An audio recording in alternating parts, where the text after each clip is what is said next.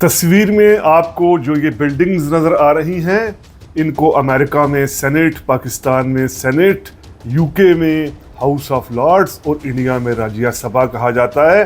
اصل میں یہ ہاؤس اپنے اپنے ملکوں کے ڈرگ مافیا کا، بلیک مارکیٹرز کا، ٹیکس ایویژن کرنے والوں کا، منی لانڈرنگ کرنے والوں کا بہت بڑا ایک سیاسی پناہ گاہ ہے۔ یہ ایوان کس طرح ان ملکوں میں جو کرپٹ سیاستدان ہوتا ہے، سیاسی طور پر یتیم ہوتا ہے، جس کی پاپولرٹی نہیں ہوتی، جس کے پاس اقتدار تک پہنچنے کا کوئی اور جائز وسیلہ نہیں ہوتا، کیسے وہ اس ایوان کو استعمال کرتا ہے جسے اپر ہاؤس کہا جاتا ہے، اور مختلف ملکوں میں اس کے مختلف نام ہیں۔ آج یہی ہم سمجھنے اور جاننے کی کوشش کرتے ہیں ری تھنک ود عمر جاوید میں۔ ویورز کو ری تھنک ود عمر جاوید میں ویلکم۔ آپ میں سے ایسے دوست جنہوں نے ابھی تک rethink with Umar Javed subscribe نہیں کیا، ہماری ریکویسٹ ہے kindly rethink with Umar Javed subscribe کریں۔ سینٹ کا انسٹیٹیوشن، اپر ہاؤس جسے بولا جاتا ہے، دنیا کے لگ بھگ ہر ڈیموکریٹک کنٹری میں ہوتا ہے، لیکن اس ہاؤس کا سب سے نیگیٹو پوائنٹ جو ہے کہ اس میں جو لوور ہاؤس ہوتا ہے، جیسے پاکستان میں نیشنل اسمبلی ہے یا انڈیا میں لوک سبھا ہے، اس کی طرح اس کی ڈائریکٹ ووٹنگ نہیں ہوتی، بلکہ یہ انڈائریکٹ ووٹنگ ہوتی ہے۔ تو اس سے ہوتا کہ ایسے لوگ، ایسے کرونی کیپٹلسٹ، ایسے کرپٹ افراد جن کے پاس بلیک منی پڑی ہے، وہ اگر پاور میں آنا چاہیں تو ان کو یہ انسٹیٹیوٹ سوٹ کرتا ہے۔ اب یہ صرف پاکستان کا ایشو نہیں رہا، امریکہ میں بھی یہ ایشو تھا۔ یہ آپ دیکھیے، جب امریکہ میں 17 امینڈمنٹ سے پہلے، 1913 سے پہلے، امریکہ میں بھی سینیٹر بننے کے لیے وہاں کی سٹیٹس کے جو ممبر ہوتے تھے اسمبلی کے، ان کے ووٹس درکار ہوتے تھے، لیکن اس میں اتنی کرپشن ہوئی، یعنی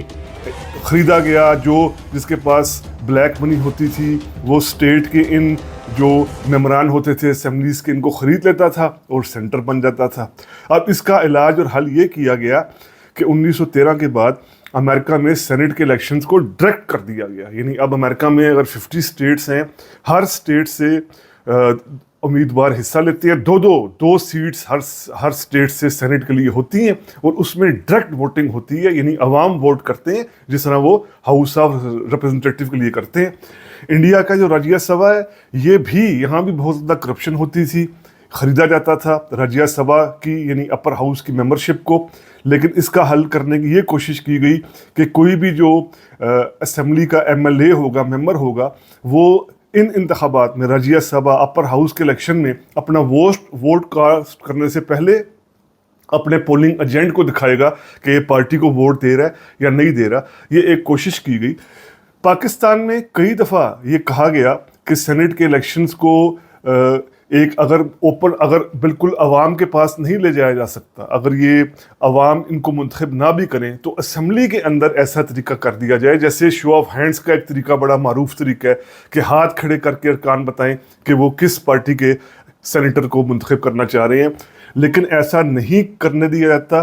کیونکہ ہر سینٹ کے الیکشن میں، یہ آپ کے سامنے تفصیل بھی آ رہی ہوگی، یہ ہم نے گزشتہ 5-6 الیکشنز کی تفصیل نکالی 2009، 15، 18 آنورڈز، کہ ان میں کس طریقے سے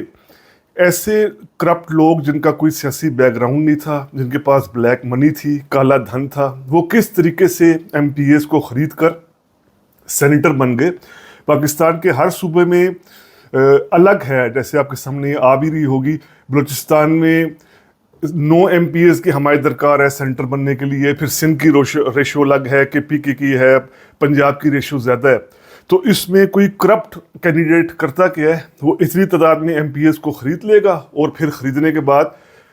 سینیٹر منتخب ہو جائے گا۔ اب یہ ایسی بات ہے جس کو خود رولنگ الیٹ مانتی ہے، جیسے عمران خان نے کہا تھا کہ 70 سے 80 2021 کے الیکشن میں سینٹ کے کہ 70 سے 80 کروڑ کی بولیاں لگ رہی ہیں بلوچستان اسمبلی میں ایم پی ایز کے لیے۔ اسی طرح ابھی اگر ہم دیکھیں چند دن پہلے جو مسلم لیگ نون کے لیڈر ہیں، سینیٹر ہیں، کالم نگار بھی رہے ہیں، عرفان صدیقی، انہوں نے بھی اپنے کالم میں لگ بھگ ایسی ہی باتیں کہی ہیں کہ سینٹ کے الیکشن میں کس طرح کرپشن ہوتی ہے، مختلف طرح کی انہوں نے مثالیں دی۔ دوسرا اس ہاؤس کا نیگیٹو پوائنٹ یہ ہے کہ یہاں پر ایک تو کرپٹ لوگ اور دوسرا ڈائنیسٹک لیڈرز، यानी ऐसे सियासी घरानों की ख़वातीन, मर्द, बच्चे कि जो डायरेक्ट इलेक्शन में नहीं जीत सकते, इलेक्शन में नहीं आवाम का वोट नहीं ले सकते, उनको इस अदारे के ज़रिए मुंतखब करा लिया जाता है। ये भी आपके सामने हम चंद मिसालें पेश कर रहे हैं कि सेनेटर बनने के लिए या डायनेस्टी मजबूत हो या फिर पॉलिटिकल लीडर से ताल्लुकात बहुत ज़्यादा हों। अगर कोई सेनेटर, जैसे अब रज़ा रब्बानी की मिसाल दी जा सकती है, फरतुल्लाह बाबर की दी जा सकती है, वो सेनेटर मुंतखब हो भी जाते हैं, उनकी पार्टीज़ उनको सेनेटर मुंतखब करा भी देती हैं, उसके बावजूद वो अपनी पार्टी लाइन को टो करने पर मजबूर होते हैं। रज़ा रब्बानी की मिसाल बड़ी वाज़ेह है। कई तरह की कानून साजी उनको करनी पड़ी, जो कह रहे थे वो नहीं करना चाहते, लेकिन पार्टी ये कह रही है, तो फिर रज़ा रब्बानी जैसे बंदे, फरतुल्लाह बाबर जैसे बंदे भी मजबूर हो जाते हैं ये कानून साजी करने के लिए। अब ऐसे में बड़ा सवाल कि इस अदारे की ज़रूरत है क्या? अगर ये अदारा बिल्कुल ही करप्ट लोगों की पनाहगाह बना हुआ है, डायनेस्टिक पॉलिटिक्स की, विरासती सियासत की पनाहगाह बना हुआ है, तो इसकी ज़रूरत क्या है? पाकिस्तान में तो इसको इस तरह जस्टिफाइड कर दिया जाता है कि चूँकि पाकिस्तान फेडरेशन है, बलूचिस्तान की आबादी कम है, उसके बाद फिर KPKS सिंध है, बलूचिस्तान है, पॉपुलेशन इवन नहीं है, तो कौमी असम्बली की सीट्स चूँकि आबादी के लिहाज से तय होती हैं, उसमें पंजाब बहुत ज़्यादा आ जाता है, यानी पंजाब के पास इतनी सीट्स होती हैं कि सिर्फ जो पंजाब पूरा विन कर ले वो प्राइम मिनिस्टर बन सकता है। इस चीज़ को कर्टेल करने के लिए कि कोई ऐसी कानून साजी ना हो जिसमें किसी फेडरेशन की यूनिट है कोई, उसका बहुत बड़ा एतराज़ हो, इसके हल के लिए सेनेट बनाया जाता है, जहाँ हर किसी को इवन, हर सूबे को इवन रिप्रेजेंटेशन दी जाती है, इवन सेंटर्स होते हैं। अमेरिका का भी यही सूरत हाल है। अब अलास्का एक छोटी स्टेट है, कैलिफोर्निया एक बड़ी स्टेट है, टेक्सास एक बड़ी स्टेट है,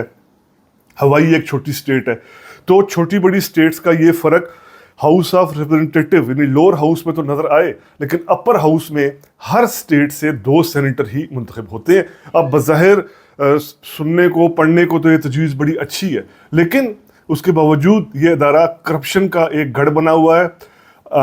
ये सारी जो प्रेसिडेंट ली गई है, ये नज़ीर ली गई है, ये भी वेस्टमिनिस्टर डेमोक्रेसी से यानी यूके की डेमोक्रेसी से ली गई है, जहाँ पर अपर हाउस को हाउस ऑफ लॉर्ड्स कहते हैं। अब ये जो हाउस ऑफ लॉर्ड्स था, ये असल में जो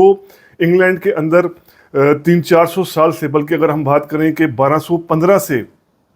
बादशाहत के दरमियान, बादशाह और ताजरों और जो ऐसे लोग थे जो सियासी आज़ादियाँ चाहते थे, इनके दरमियान होने वाली जो टसल थी, जो रिफ्ट थी, उसका हल ये किया गया कि हाउस ऑफ कॉमन्स में तो अवाम के जो मुंतखब लोग हैं उनको आने दिया जाए, यानी वो मुंतखब होकर आ जाएं, लेकिन एक ऐसा हाउस रखा जाए, हाउस ऑफ लॉर्ड्स, कि जहाँ पर बादशाह के हामी ही या क्वीन के हामी ही या कंजर्वेटिव लोग ही, जो ज़्यादा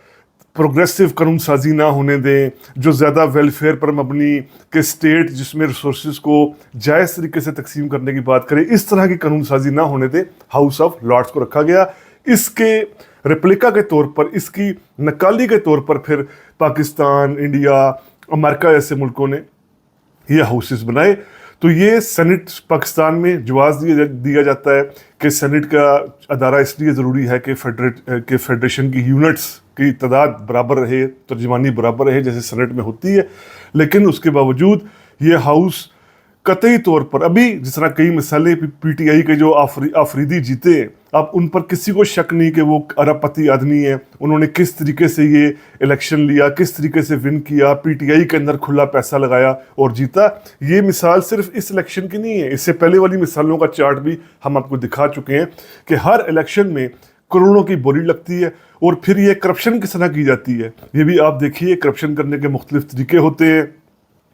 ठेके दिलाए जाते हैं, मनपसंद यानी अपने मतलब की या करप्ट माफिया की कानून साजी के लिए कोशिश की जाती है। इस तरह यानी एक करोड़ों अरबों रुपया लगाकर सीट लो, 8-10 अरब रुपया लगाकर सीट लो और फिर 6 साल सेंटर बनकर उस 8-10 अरब को डबल ना करो बल्कि मल्टीप्लाई करो, 70-80 अरब तक उसको ले जाओ। इस तरह की ये सूरत हाल है। तो ये सेनेट के इलेक्शंस चूँकि अभी ताज़ा हुए, लेकिन सेनेट का अदारा किस तरीके से डायनेस्टिक पॉलिटिक्स को प्रमोट करता है, करप्ट क्रोनी कैपिटलिज्म को प्रमोट करता है, ब्लैक मनी को जस्टिफाइड करता है, उनकी पनाहगाह बन जाता है एक लिहाज से सेनेट का अदारा ऐसे लोगों की। इस पर हमने रीथिंक विद उमर जावेद के प्लेटफॉर्म के ज़रिए आपके सामने कुछ रेफरेंसेस पेश किए, कुछ हकायक पेश किए। उम्मीद करते हैं आपको हमारी ये कोशिश पसंद आई होगी। अगर आपको वीलॉग पसंद आया है तो काइंडली सब्सक्राइब कीजिए। Rethink with Umar Javed. शुक्रिया।